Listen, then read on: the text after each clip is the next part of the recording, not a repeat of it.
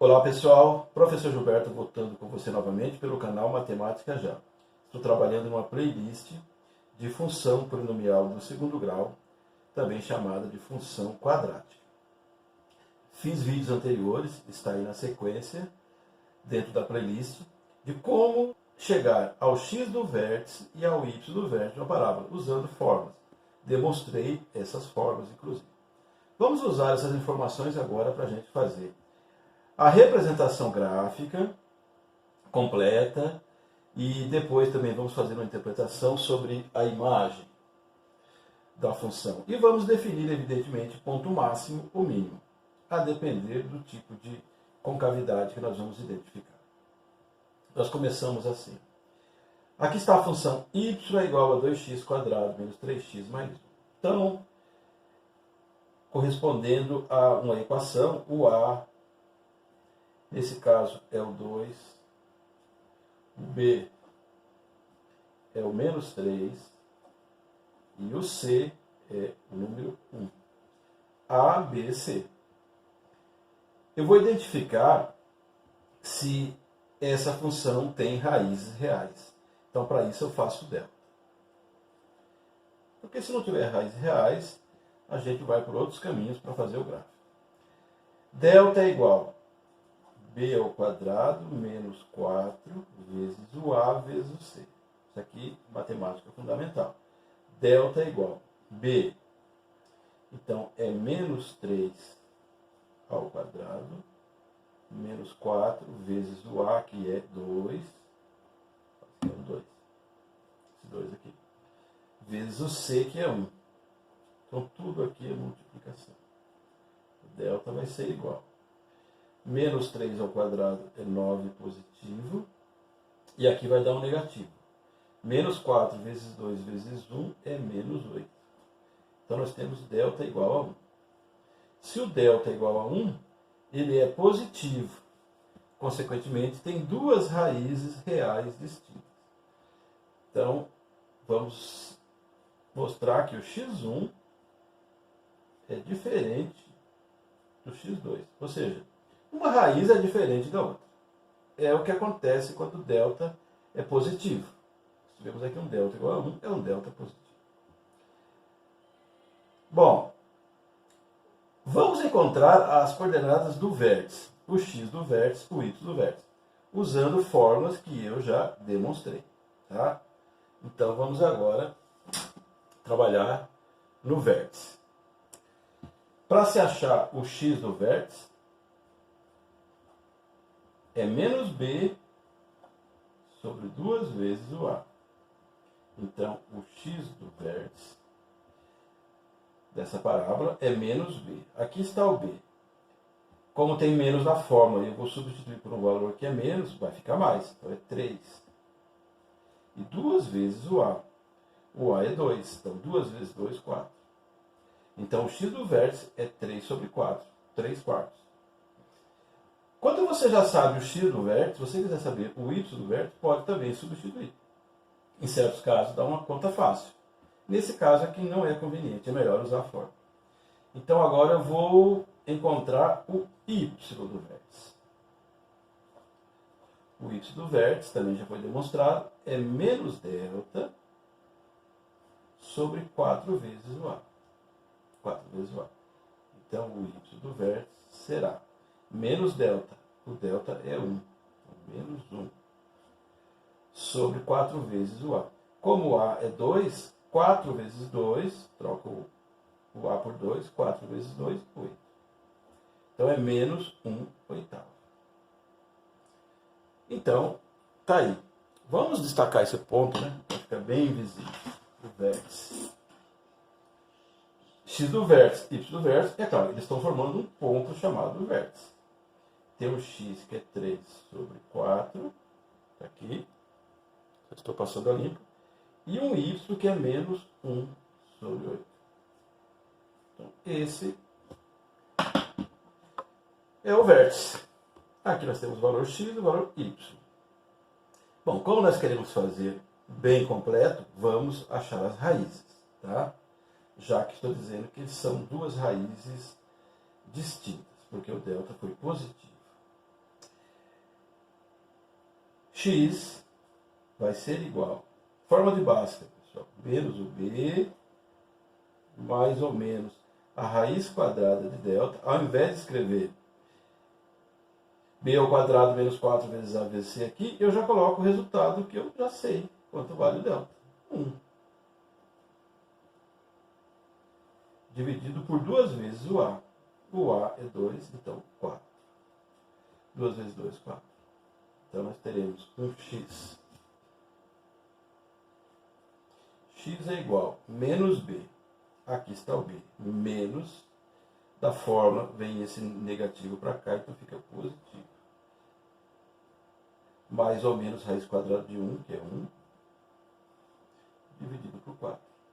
Então nós teremos as duas raízes aqui. Vamos ver se a gente faz esse passo aqui. Nosso gráfico não vai atrapalhar. Usando o sinal de mais. 3 mais 1, 4. Dividido por 4, 1. É uma raiz. É um x1. O outro vai sair daqui. Ó. Agora eu vou usar o negativo. É 3 menos 1 dividido por 4. Isso vai me dar 3 menos 1 é 2. 2 sobre 4. Então nós podemos simplificar. E evidentemente que isso aqui vai ficar 1 sobre 2. Então deixa eu destacar aqui. Ó. O x1 é 1. E o x2 1 sobre 2. Deixa assim mesmo. Então são as raízes. A função tem que passar nas raízes e tem que passar aqui, ó, nesse valor 1, que é o famoso C. Famoso C. Ele indica aonde a função corta o eixo y. É por isso que eu já marquei aqui. Ó. Qual vai ser o comportamento da parábola? Concavidade para cima ou para baixo? Depende do A. Olha lá. O A é o 2. O A é igual a 2, consequentemente o A é maior que 0. Maior que 0, concavidade para cima. Concavidade para cima. Vai ser assim. Vamos marcar as raízes aqui do nosso plano cartesiano. Eu tenho uma raiz que é 1, marquei aqui, 1. Tenho a outra raiz que é 1 sobre 2. 1 sobre 2 é a metade de 1, seria o 0,5. Eu vou deixar assim mesmo, na fração. Alguma coisa aqui. Ó. Então aqui está o 1 sobre 2. 1 sobre 2. O x do vértice. O x do vértice está aqui. Ó. É 3 sobre 4. Ele fica exatamente entre as duas raízes. Então vai sair daqui. Ó. O x do vértice. O y do vértice é negativo, é menos 1 sobre 8. Então, eu me antecipei aqui e coloquei. Ó. Aqui está esse ponto. Ó. O ponto 3 sobre 4 para o x e menos 1 sobre 8 para o y. Então, o nosso gráfico tem que passar aqui no 1. Já é uma definição que você vê. Só olhando para a expressão algébrica. Tem que passar aqui. Tá? São os valores de x, 1 sobre 2, meio e 1. Então ele tem que fazer isso aqui e voltar. Vamos tentar fazer isso aí manualmente. É claro que manualmente nunca vai ficar perfeito, né? Você pode fazer isso no programa, mas a ideia está clara dessa parábola. Concavidade voltada para cima, porque o A é 2, maior que 0, positivo, concavidade voltada para cima. Vamos marcar esses pontos aqui, ó, pessoal.